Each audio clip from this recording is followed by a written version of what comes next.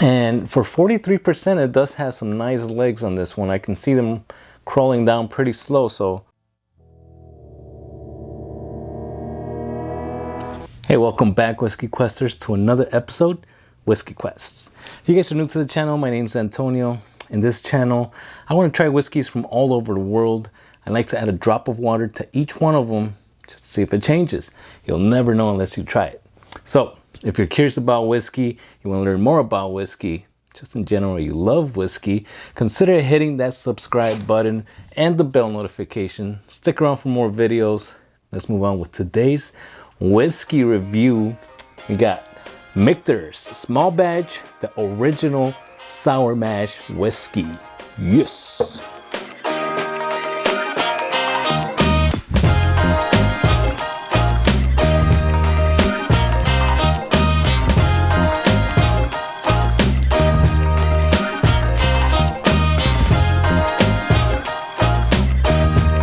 I want to give a quick shout out to my wife for making me this for our wedding anniversary.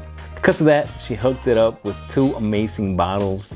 If you guys don't follow me on Instagram, you won't know what it was. So actually, here's the link to my Instagram account. Once you guys give me a follow there too, see what happens behind the scenes. All right, let's move on with today's whiskey review of this Michter's. And this is one's coming out at 86 proof. So not your usual 40%er, so 43% should be a pretty decent one, right? Right here in the nose is very sweet, nice caramel, vanilla, oaky, nice light oak. I do get some char coming out of this, so it's not super charred like a really smoky kind of nose, but it's in there. And for 43%, it does have some nice legs on this one. I can see them crawling down pretty slow, so that is always a good sign. I do get a nice fair amount of like some kind of baking spice. I'm leaning towards like a nutmeg.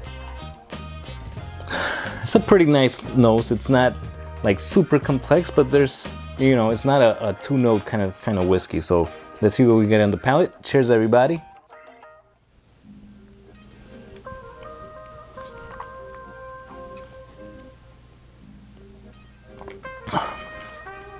Just that alone, delicious. I do get a nice fair amount like cinnamon, hot cinnamon. One more sip there. All right, that wet oak that I got on the nose also comes through on the palate. It just makes you think about wet oak. That cinnamon spice just lingers for a nice, good while there. Behind all that, I start getting some of that char. Again, it's not like super ashy or you know, smoky, but it's nice. It delivers it really nicely, you know, so it's not overwhelming. There's also a good amount of like orange citrus coming through, a little bit of like mint developing. It's a pretty decent palate there. Now, the finish isn't what I would want it to be, like on a really long side. This one's a little bit on the short, almost to medium, but it does start fading away pretty quick. But that just makes room for you to take another sip. Cheers. It's a nice, delicious dram right there. This one cost me around, with taxes and everything, I believe it was around $50. So $45, $46 for this bottle here in Illinois. So I just wanted to give this one a try. The only Michter's that I've tried is the straight rye, which the whiskey dude hooked up early in the channel days. Thanks again for introducing me to Michter's, man. So let's add a drop of water and see what happens with that. Yes. I'll take a sip too. So while that's opening up, we'll talk a little bit about the bottle here. So according to their website, this was one of their most popular bottles in their lineup during the 70s and 80s. But in 1989, it disappeared from the market. Their distillery closed, but it made a comeback in 2012. Now, I was trying to find out what the mash bill is on this, because this is not a bourbon or a rye whiskey. It just says original sour mash. So the reason for that is because the selection that they made in grains, neither of the grain reaches the 51% mark or minimum requirement to be called either a bourbon or a rye. So, you know, if it has to be a bourbon, it has to be at least 51% corn in the mash bill, and if it's a rye, it has to be at least 51% rye. So what I did find out was that there's like a very high amount of corn, very high amount of rye, and then the rest, it's a very low amount of malted barley, which is really just needed for fermentation purposes. So there you have it. That's why it's not called either or. On the nose with some water, it got a lot sweeter with that caramel.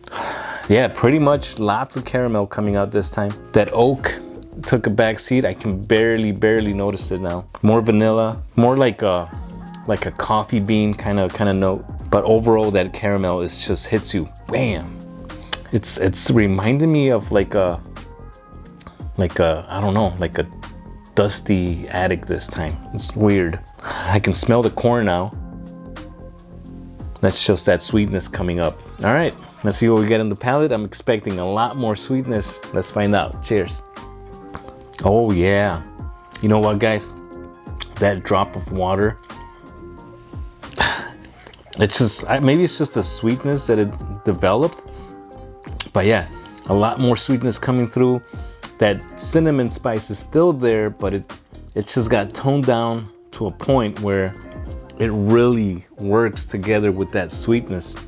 I'm getting that, it's more like a toffee this time.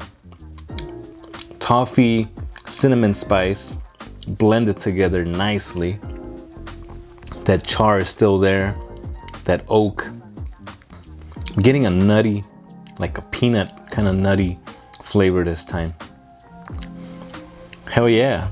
A drop of water is where it's at, guys. Faux show. The finish is still short, but goddamn, I think if I sat with this playing some video games or something, I won't even notice before I'm like way below that you know, I won't remember what happened kind of line there. Nice, very nice. I'm glad I added some water. So you can see I just keep on sipping that thing. Awesome. All right, my final thoughts on the Michter's sour mash. This one, guys, it's good. $50. I think we can find other things in that price range that are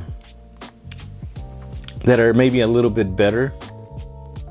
I would have to say maybe the Four Roses small batch would be a nice contender.